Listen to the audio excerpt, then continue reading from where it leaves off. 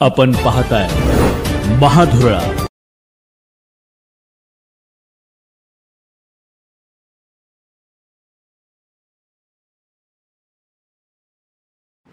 नमस्कार, महाधुरळा यूट्यूब चॅनलमध्ये मी गुरुबाळ माळी आपल्या सर्वांचं मनापासून स्वागत करतोय। अखेर गोकुळवर चेअरमन म्हणून नावेद मुश्रीफ यांची निवड झाली। गेल्या 8-10 दिवसापासून जे काय राजकारण कोल्हापूर जिल्ह्यात सुरू होतं त्यावर अखेर पडदा पडला आणि ज्या महाराष्ट्राचं लक्ष या गोकुळच्या निवडीकडे लागून होतं ते राजकारण आज अखेर शांत झालं। पण हे शांत होत असताना गोकुळच्या राजकारणाला नवी उकळी या निमित्तानं आलेली आहे।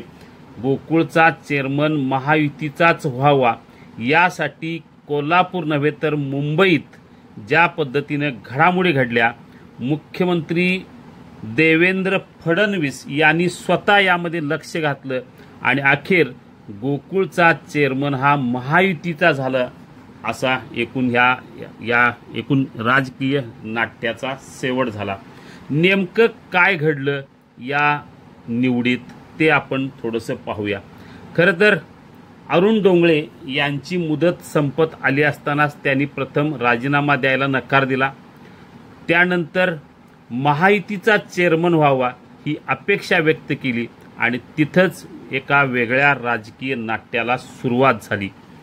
अरुण डोंगळे यांनी मुख्यमंत्री देवेंद्र फडणवीस, उपमुख्यमंत्री एकनाथ शिंदे यांना भेटून गोकुळचा चेअरमन महायुतीचा व्हावा ही अपेक्षा व्यक्त केल्यानंतर या एकूणच गोकुळच्या राजकारणाला वेगळं वळण लागलं। पण स्थानिक नेत्यांनी काही प्रमाणात त्यात सहभाग घेऊन हे प्रकरण थोडंसं शांत केलं। त्यामुळं डोंगळे यांना राजीनामा द्यावा लागला। पण त्यानंतर आणखी पुन्हा नव्याने घडामोडी घडल्या। स्थानिक नेत्यांची बैठक झाली। आमदार सतेज पाटील, मंत्री हसन मुश्रीफ यांच्यासह अनेक नेत्यांच्या बैठकीत शशिकांत पाटील चुयेकर यांचं नाव निश्चित झालं आणि त्यांची चेअरमन म्हणून निवड करण्याचं ठरलं। त्या दृष्टीने बंद पाकिटातून लिफाफा देण्याचंही ठरलं। पण हे सगळं होत असताना चेअरमन महायुतीचा करावा असा जो काय आदेश मुख्यमंत्र्यांनी दिला होता त्याकडं सगळ्यांचं दुर्लक्ष झालं। जेव्हा मुख्यमंत्री 24 तारखेला किंवा कोल्हापुरात आले तेव्हा या संदर्भात त्यांनी आमदार विनय कोरे यांच्याशी चर्चा केली। पण वेगळंच नाव निश्चित झाल्याचं लक्षात आल्यानंतर त्यांनी पुन्हा नव्यानं या गोकुळच्या चेअरमन पदाच्या राजकारणाला दिशा दिली। या सगळ्या नेत्यांना त्यांनी निरोप दिले आणि पुन्हा मुंबईत 28 मे रोजी सह्याद्री अतिथीगृहावर कोल्हापुरातल्या या नेत्यांची बैठक घेण्याचं ठरलं। या सगळ्या घडामोडीत त्यांचे जवळचे निकटचे कार्यकर्ते समित कदम यांनी ही आघाडी घेतली आणि सगळ्या नेत्यांना फोन करून बुधवारी जे 28 मे रोजी मुंबईत सह्याद्री अतिथीगृहावर सगळ्यांना बोलवलं। त्यामध्ये पालकमंत्री प्रकाश आंबेडकर होते, मंत्री हसन मुश्रीफ होते आणि आमदार विनय कोरे यांच्यासह चंद्रदीप नरके देखील होते। महायुतीचा चेअरमन करायचा ठरला असताना चुयेकर यांचं नाव कसं निश्चित झालं असा सवालच त्यांनी केला आणि तिथंच सांगितलं की चेअरमन हा महायुतीचाच व्हायला हवा। त्यानंतर घडामोडीला वेगळ्या दृष्टीने वेग आला। त्यामुळे लगेच बुधवारी असं ठरलं की गुरुवारी पुन्हा बैठक घ्यायची नेत्यांची आणि गुरुवारी त्यानुसार कोल्हापुरात जिल्हा बँकेत बैठक झाली।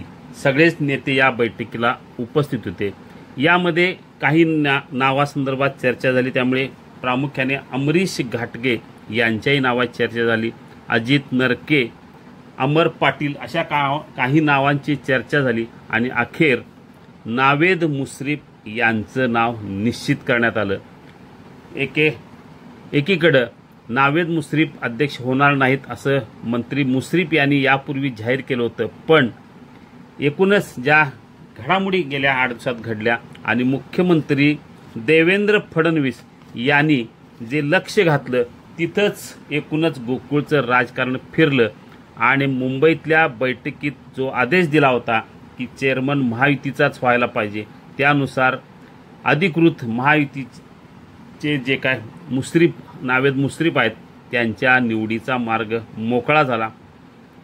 गोकुळवर महायुतीचाच झेंडा फडकला पाहिजे ही इच्छा मुख्यमंत्र्यांची पूर्ण झाली आणि नावेद मुश्रीफ यांच्या निवडीनंतर एकच जल्लोष सुरू झालेला आहे. म्हणजे शशिकांत पाटील चुयेकर यांची निवड झाली असती तर ते सतेज पाटील यांच्या गटाचे म्हणून त्यांच्यावर शिक्का आहे, ते महाविकास आघाडीचे आहेत. त्यामुळे तसं न होता महायुतीचा चेअरमन व्हावा ही मुख्यमंत्री देवेंद्र फडणवीस यांची इच्छा, त्यांचा आदेश. यामुळंच एकूणच अचानक 8 दिवसात राजकारण वेगळं झालं. 24 तासात राजकारण बदललं, नाव बदललं आणि चुयेकर यांचं नाव 24 तासात मागं पडून नावेद मुश्रीफ यांच्या नावाची घोषणा झाली. म्हणजे थेट मुख्यमंत्र्यांच्या पातळीवर हा निर्णय झाला आणि गोकुळचं राजकारण महाविकास आघाडी महायुती या चर्चेत महायुतीच्या हातात आलेलं आहे. काही झालं तरी ही शाहू आघाडी या गोकुळमध्ये आहे, पण एकीकडं शाहू आघाडीची सत्ता असताना महायुतीचाच चेअरमन व्हावा यासाठी ज्या घडामोडी गेल्या 8 दिवसात घडल्या, त्यामुळे मात्र गोकुळचा विषय थेट मुख्यमंत्री उपमुख्यमंत्री यांच्यापर्यंत पोचला हे नक्की. हे सगळं होत असताना अजित पवार यांच्यासह अन्य काही मंत्र्यांनी यामध्ये भाग घेतला, महाडिक कुटुंबानं आग्रह धरला, त्यामुळं या घडामोडी घडल्या.